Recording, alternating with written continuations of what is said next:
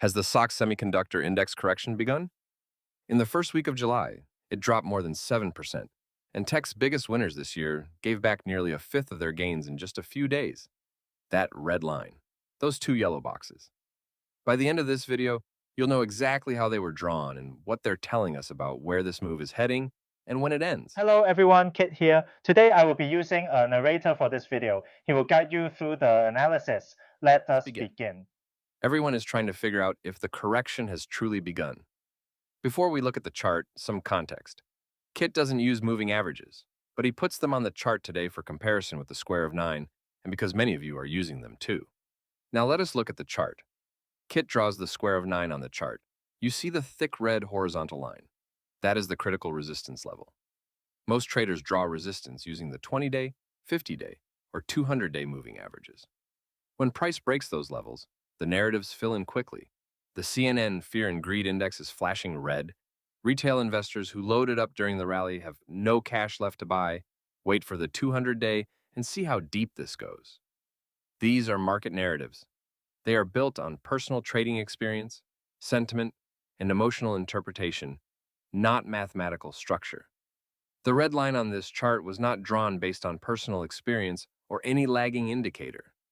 It comes from the Gann Square of Nine, a mathematical price grid developed by W.D. Gann to identify where markets find significant resistance.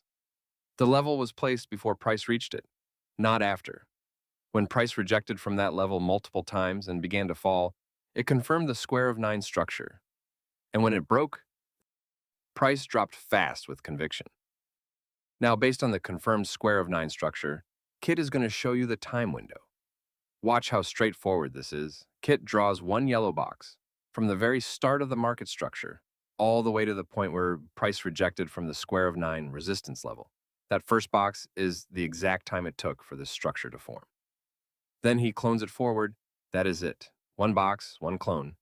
The end of the second box is when time expires. That is your exit. No indicators, no interpretation, just mathematics and time. Instead of guessing whether this is a correction or not, Gann's method gives you two things most traders don't have: the dimension of time when the structure is in play, and a mathematically derived level whether price breaks a critical resistance or support, not a few lagging after the fact moving average lines drawn across your chart. That window just opened, and there is still time before it closes. If you want to study the SOX within this framework, use the daily or 4-hour chart for the macro structure and a smaller time frame to find your precise entry within the window. But remember, you exit when the window ends, just like Cinderella when the clock strikes midnight. And that framework is built on mathematics, not moving averages, not the fear index, not personal interpretation. We built our own version of the square of 9 because precision matters when your exit depends on it. Want to draw this on a chart? One box from structure, start to rejection, then clone it forward to see when time runs out. This is part of our Golden Gann Code Square of Nine program. Drop what you think or what you learned in the comments. If you would like me to go deeper on how the Gann Square of Nine identifies resistance levels or how to draw time windows from market structure, let me know.